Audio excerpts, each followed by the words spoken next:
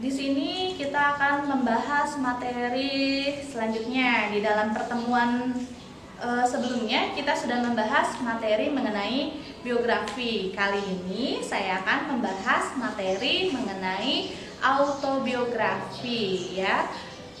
Autobiografi apa sih?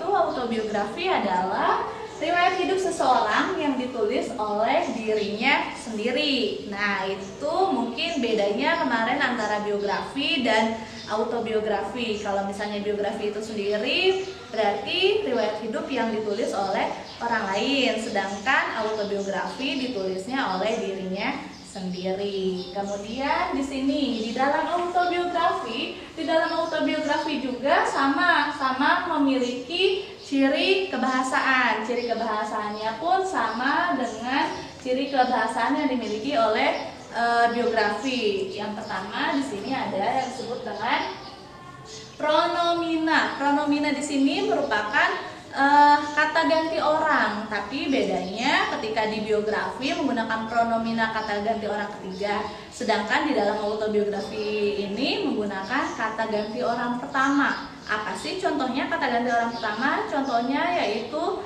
bisa menggunakan kata aku atau menggunakan kata saya. Kemudian ciri yang kedua di sini ada yang disebut dengan konjungsi, ya. Konjungsi mungkin kalian sudah hafal. Konjungsi itu sendiri merupakan kata penghubung, ya. Dimana kata penghubung pun banyak, dan lalu, kemudian itu merupakan bagian atau contoh dari kata penghubung itu sendiri. Oke, kita lanjut. Di sini ada verba. Verba atau yang biasa kalian kenal dengan kata kerja, ya. Kata kerja berarti melakukan aktivitas atau kegiatan berhubungan dengan aktivitas atau kegiatan. Contohnya itu banyak, ada membaca, kemudian berlari, itu merupakan contoh dari kata kerja atau verba, ya.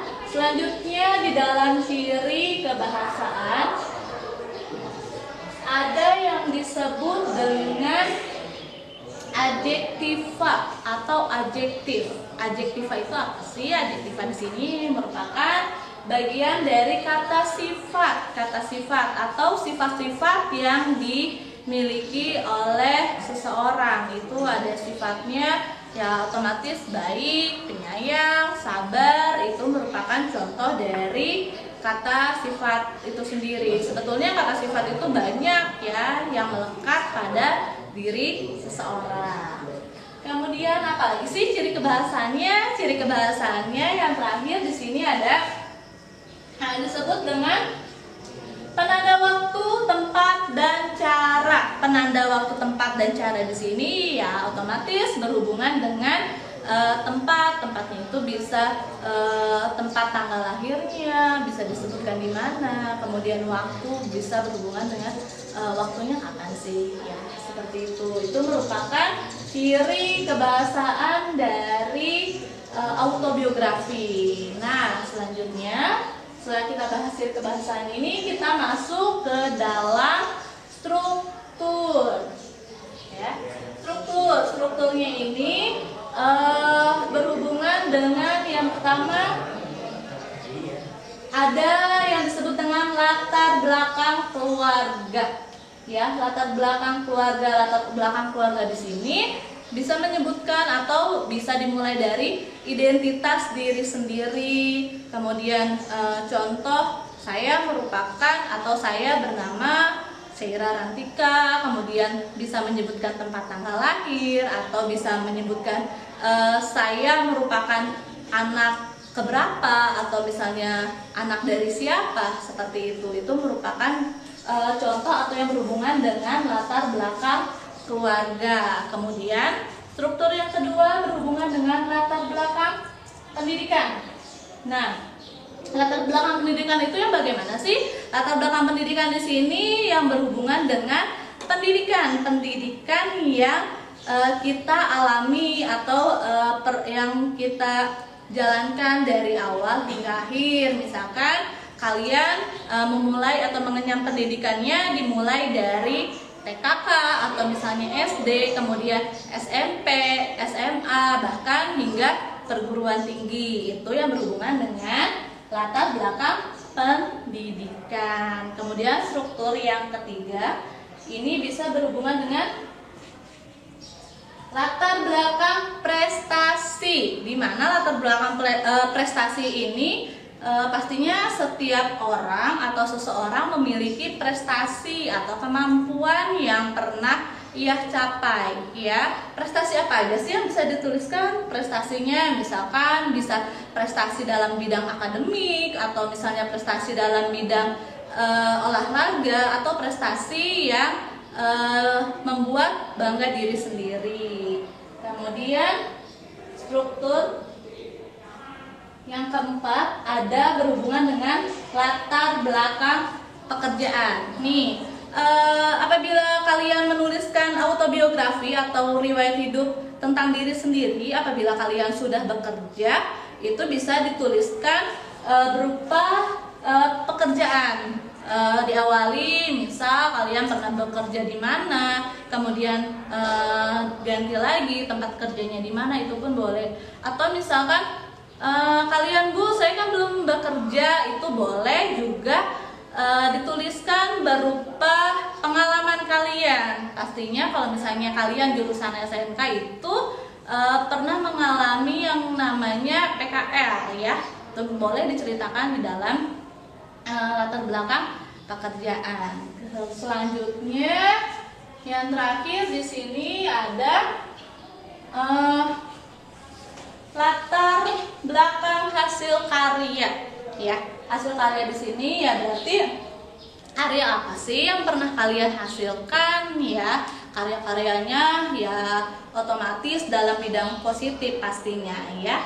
Kemudian itu tadi merupakan struktur dari teks autobiografi. Nah, setelah kita bahas strukturnya, kita masuk ke dalam jenisnya. Nih, jenisnya di sini ada 4. Bisa berjenis autobiografi sebagai kritik, biasanya berupa kritikan, ya. Kemudian yang kedua ada autobiografi fiksi. Fiksi ini berupa hayalan atau bukan sebenarnya, ya. Kemudian yang ketiga autobiografi palsu. Autobiografi palsu ya berarti berhubungan dengan identitas yang bukan sebenarnya. Dan yang terakhir di sini berhubungan dengan autobiografi sensasional. Sensasional di sini bisa berhubungan dengan sensasi, misalnya selebritis seperti itu, ya. Itu merupakan jenis-jenis dari autobiografi itu sendiri, ya. Kemudian yang terakhir di sini ada ciri-ciri, ya. Ciri-cirinya itu yang pertama, apa sih ciri-ciri autobiografi? Yang pertama, autobiografi biasanya tentang sebuah perjalanan hidup seseorang yang ditulis oleh tokoh itu sendiri, ya. Jadi kalian sudah bisa membedakan nih, pertemuan minggu lalu itu kan berhubungan dengan biografi. Kalau biografi itu kalian menuliskan tentang orang lain, sedangkan ciri dari autobiografi itu berhubungan dengan perjalanan tokohnya itu si penulisnya sendiri atau diri kita sendiri, ya. Kemudian yang kedua itu ada autobiografi biasanya berisi informasi mengenai masa kehidupan tokoh itu sendiri, ya. Otomatis namanya juga diri sendiri, ya berarti berhubungan dengan pengalaman atau identitas yang berhubungan dengan dirinya sendiri. Nggak mungkin kan menuliskan identitas tentang orang lain, ya.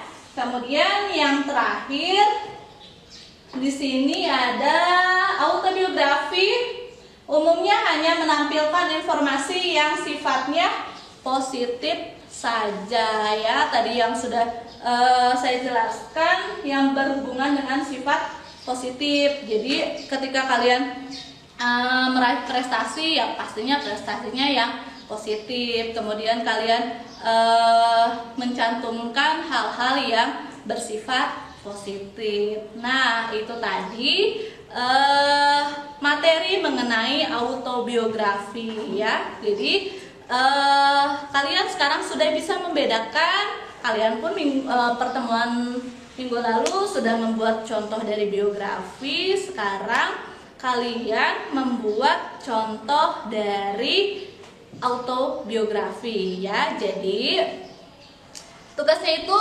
adalah kalian membuat contoh teks autobiografi, tetapi beda halnya dengan pertemuan minggu lalu. Kalau misalnya minggu lalu itu biografinya dituliskan, tapi kalau dalam pertemuan kali ini contoh autobiografinya tidak perlu kalian tuliskan, tapi kalian membuat autobiografinya itu ditampilkan ya. Ditampilkan bagaimana sih? Ditampilkan dalam bentuk video ya. Videonya itu berarti kalian memeragakan atau menceritakan semua kisah yang pernah kalian alami, seperti itu ya. Durasinya itu minimalnya itu 5 menit ya. Kemudian seragam atau kostum yang bisa kalian gunakan di rumah, ingat di rumah ya, mengerjakannya di rumah. Kalian mengambil videonya itu harus di rumah. Tetapi berhubung kalian